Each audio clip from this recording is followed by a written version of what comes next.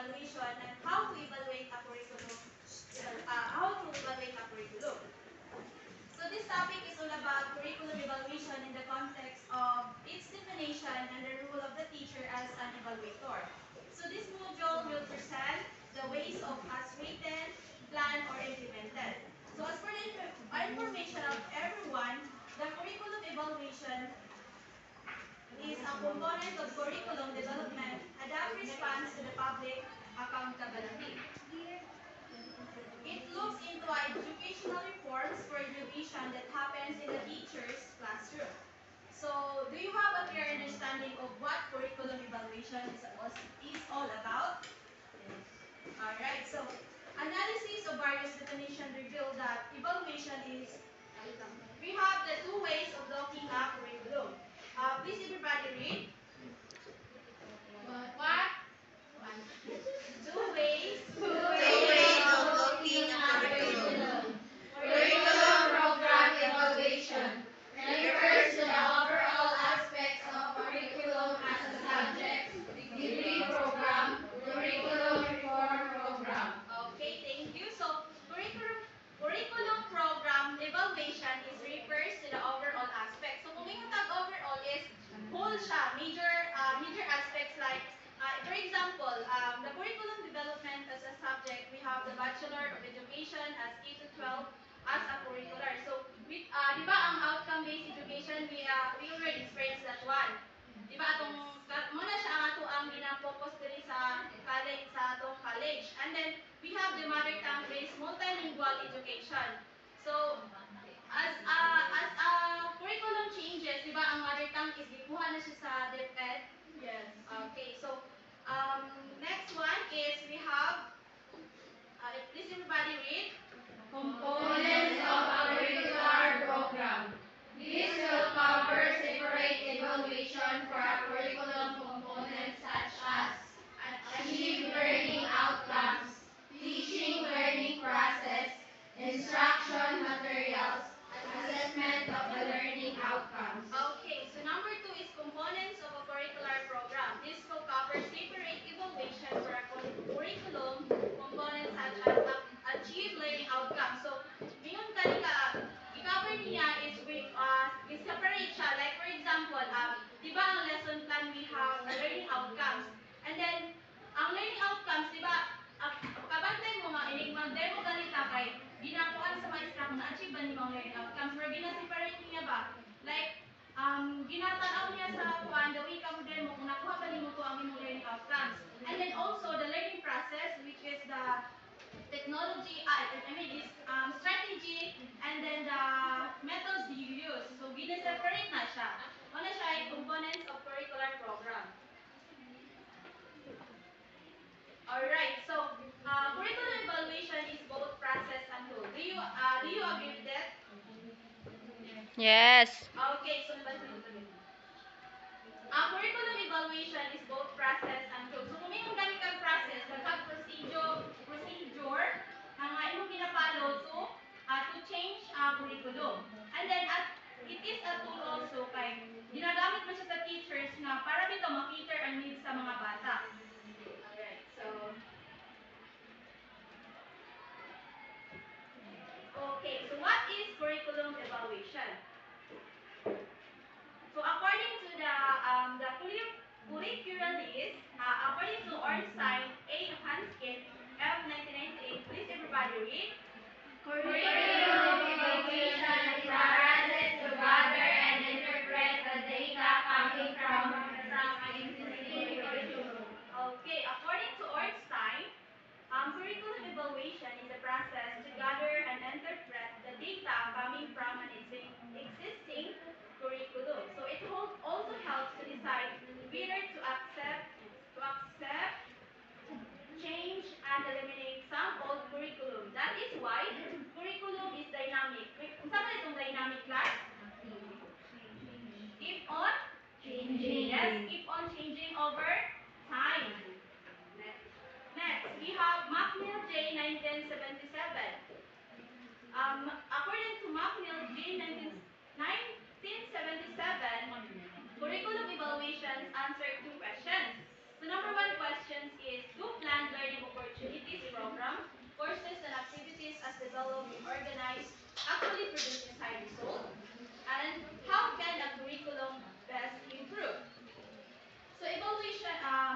why we need to evaluate the curriculum in order for us to get the answers of the particular question. So, nganong need man ang curriculum? It is because, anong need man ang pag-evaluate sa curriculum? Para mahibawan na to kung sa, di ba, naman tayo mga questions, no? Is it effective nga, is it effective this kind of changes sa curriculum? So, nakakita question. So, in order to answer that certain questions, we have to evaluate the curriculum. Alright, so next one we have KL 1985. So please everybody read. Evaluation is a process to identify the strengths and weaknesses as well as the problems encountered in the implementation. Alright, so according to GL 1985, evaluation is a process to identify the strengths and weaknesses as well as the problems encountered in implementation. Okay, so in evaluation, we have in changing the evaluation, we have encountered the strengths and weaknesses. But then we are going to use our weaknesses to kuan bitaw na. Di ba na may mga nega nga na nabuhat or dili kay siya effective. So kato nga mga niga is the motive ginagaman sa mga curriculalis nga gamon siya strength to change or to cater the needs of the children. Alright, so next one we have Oliva P 1988. Please everybody read. Curriculum evaluation is the process of obtaining and providing useful information for purpose of modifying or eliminating the curriculum. Alright, so according to Oliva P 1988, basically evaluation plays a vital role and a certain critical. So anong critical man siya? Why? It is because it is the basis to improve it innovates the existing curriculum. It is only way to innovate and eradicate negative aspects of a curriculum. So anong critical kay siya nga mag-change siya o curriculum? It is because gusto nila is to improve the curriculum in order to cater the needs of the children. So like just for example, we have experience, di ba nagbago ang curriculum nato, di ba? Ginaalitan siya o matatag curriculum. So, gina-impose siya, it's because gusto nila na is it effective ba? Or kung effective man gali siya, i-continue nila. I-continue nila to kanang maka-learn ang students not only the knowledge but kanang as they grow on, madala nila hangtod sa pagkadako nila and then magamit nila in a real scenario in their real life. Alright, so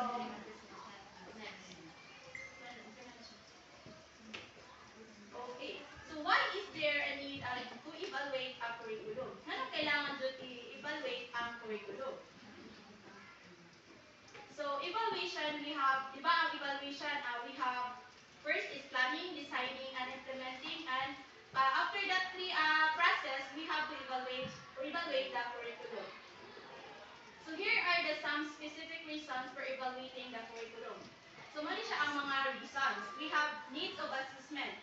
So first is it identifies the strengths and weaknesses of an existing curriculum. So unsa kayo ang mga needs sa assessment, di ba? I-identify niya diha ang mga weakness, ang mga strengths sa usa ka curriculum. Then next is related monitoring. So kung yung gali kag monitoring, you are going to monitor the curriculum nga gi-implement that time. And then it will tell if the design or implemented curriculum can produce or producing the desired result.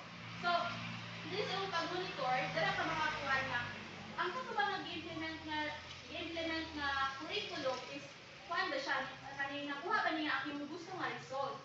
Alright, so sunod, we have terminal assessment. So curriculum evaluation will guide whether the results have equaled or exceed the standards that can be labeled as success. So dili nimo siya mahibawaan nga ang result niya is equal ba siya sa imong gusto nga mahimo or gusto nimo nga makuha sa kanina pag-change sa usa ka curriculum. Wala siya. And then last one is decision making. Mo na ni siya, di ba? Nakuha na nimo ang results sa kuan. Kung is it effective? So dira nga pamaagi magbuhat na rin kang decision making. Whether it is pwede siya ipadayon or i-change ba nimo siya, ingana siya. And then, the next topic will, Aljit will proceed, will go and continue. So now may question ato? Alright, so, Aljit. So, for my assigned task is to report the curriculum evaluation models. There are curriculum evaluation models. First is Ralph, Tyler, and Hilda Taba. Sa report ni Kuan Algeline, si Ralph, Tyler, and Hilda Taba nag-focus siya sa kuan mo planning, designing, implementing, then nag-end siya of evaluation. So, evaluation is a big idea that collectively tells about the value or worth of something that was done. Wala siya ang meaning sa evaluation. Curriculum specialists propose an array of models. First, models, we have Bradley Effectiveness Model. Ang proponent ani ay si L.H. Bradley. He wrote a handbook on curriculum leadership and development. This book provides indicator that can help measure the effectiveness of a developed or written curriculum. Si Bradley, ang model na Bradley effectiveness is all about the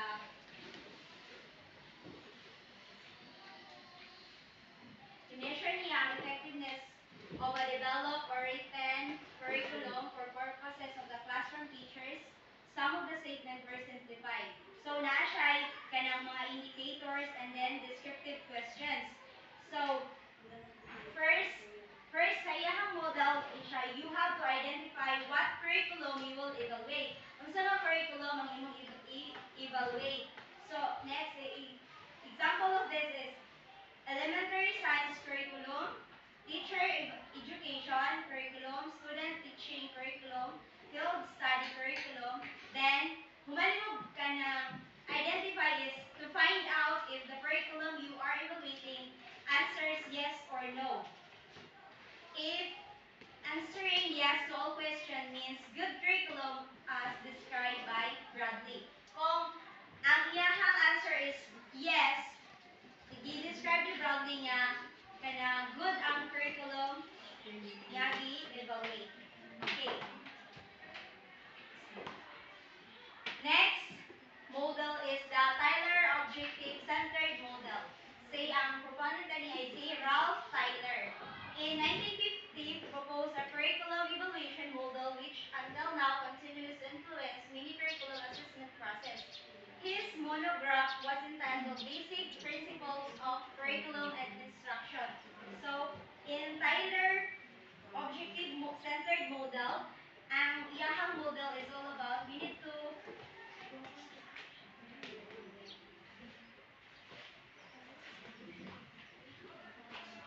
using this model, all the steps, na siya mga steps in naman siya curriculum elements and curriculum process na dapat na siya naka-action taken whether yes or no. You need to answer the objective intended learning outcomes, situation or context, evaluation instrument tools, utilization of a tool, analysis of results, utilization of result, and ang process niya na siya mga process in order to answer the action taken yes or no. Using all the steps, national steps, to evaluate the curriculum, obtaining all yes answer would mean the curriculum has passed. So, sa iyang model, dapat if nag-answer of yes tanan ang na action taken, na pass ang curriculum evaluation. Tyler's model writing the curriculum is relatively easy to understand which many teachers can follow. So, understandable na kayo ang kay Tyler. So, next we have Daniel Staffelbeam's Context Input Process Model or CIPP. CIPP model of curriculum evaluation was a product of P. Delta Kappa, committee chaired by Daniel Staffelbeam. The model emphasized that the result of the evaluation should provide data for decision making. So, Daniel Staffelbeam's model or sa IPP model is all about gathering the data. Kumaniya o gather data, mag-make siya judgment or i-make decision making on the gathered data. So,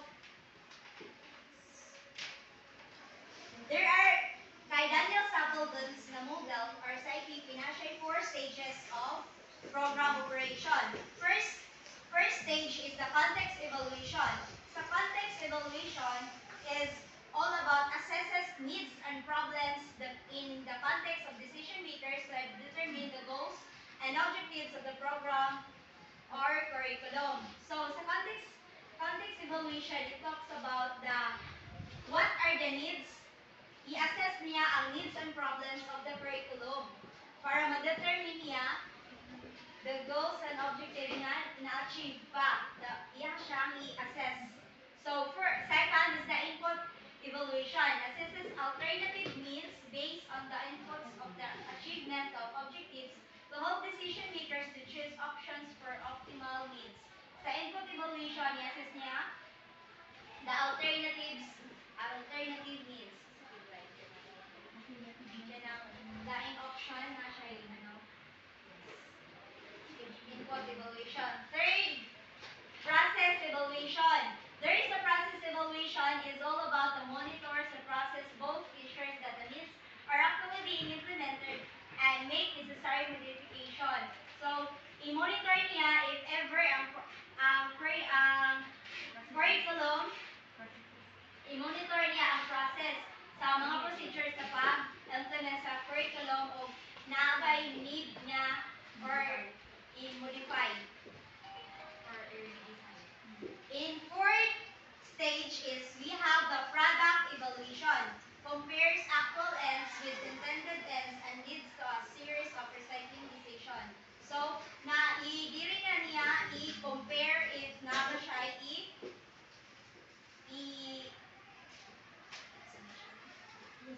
i-change nga bangin sa curriculum. Product. Result na niya siya. Kay, di ba kay Daniel Stapledon's is all about the gathering data. There is a product, dili na siya mag-compare niya siya kung na ba siya iusok. Next model, we have the state responsive model. So state responsive models is oriented more directly to program activities than program intents. So, kay nag-focus siya dili sa mga activities rather than intent on purposes. So, in Robert State 1975 recommends the following step. Na siya mga steps and to follow. There are 9 steps. First steps, we need to meet with stakeholders to identify their perspective and intentions regarding curriculum evaluation. I-meet sa nato ang mga stakeholders regarding sa curriculum evaluation. So, step 2 draws from step 1 documents to determine the scope of the evaluation. Sa i-draw sa documents. Dapat ay documents or katong mga data nga dapat i-determine sa to o kung saan evaluate. Step 3, we need to observe the curriculum closely to identify the unintended sense of implementation and any deviations from announced items. You need to observe with your stakeholders. Then step 4, identifies the stated real purposes of the program and various agencies. We need to identify the stated real purposes. Unsay purpose? So, ang purpose gid ani nga kaning curriculum evaluation is to improve, not to prove.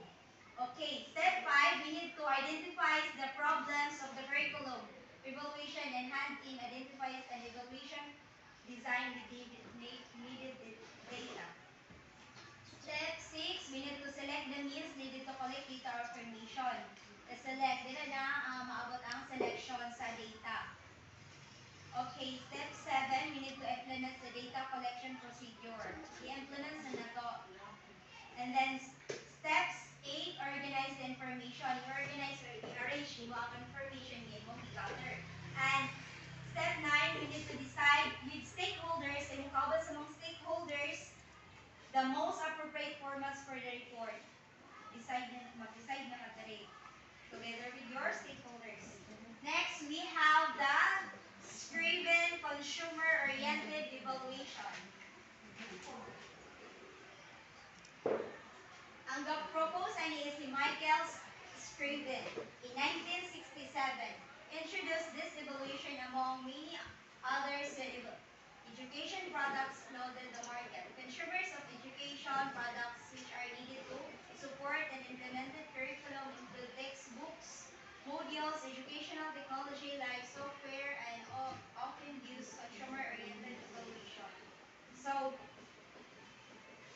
gaining textbooks, module, educational technology is the instructional materials using to evaluate the curriculum.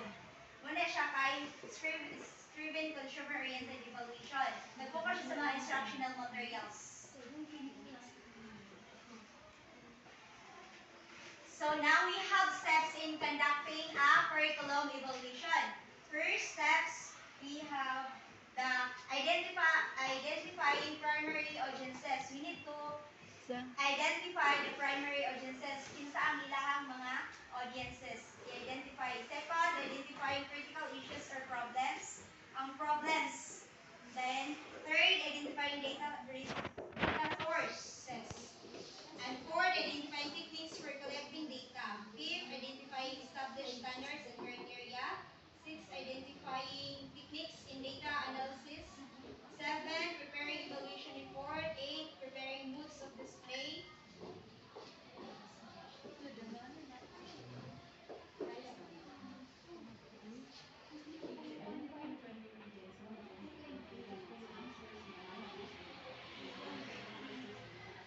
Okay, mo na siya ang 8 steps. So, first steps, identify primary audiences. Ang primary audiences is the curriculum program sponsors and managers, katong principal, school heads, muna siya mga audiences. So second, identify critical issues is or problems is the outcomes, the process and resources. And third, identify data source, people, and existing documents. Muna siya data sources. And identify techniques, standardized tests. Identify established standards and criteria, standards set by agency, sa CHED, DepEd, TESDA. And then, identify techniques, content analysis and process, techniques, data analysis. Okay, preparing evaluation report.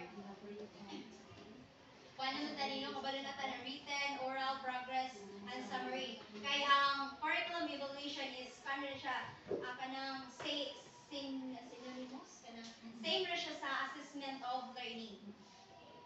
We have the summative and the formative. Then, ang formative is done, kabalo na done during the session or during the discussion. And then, the summative is done after the semester or the quarter. So to summarize our topic for this morning, why is it important to have a curriculum evaluation? So to sum it up, the curriculum evaluation is really important because as what I mentioned earlier, the planning, designing, and implementing are useless without undergoing the process of evaluation. So useless na siya nung muna kay na plano, we have design ka, and then nag-implement ka. Pero wala ni mo gi-evaluate, so useless na siya. Dili ka makabalo nga, effective ba ni siya? Or na-cater ba ang needs sa children? So, the most important process in the curriculum involves kaning mo ni siya, needs of assessment, monitoring, terminal assessment, and decision making. Because, nga importante siya because, di ba, ang primero is needs assessment. You are going to identify kung saan kailangan, and then you are going to monitor, and then terminal assessment. And of course, the last process is we have the decision making. Whether it is you are going to change or continue or eliminate the the curriculum that you are going to change. So now my question. Alright, so that would be all.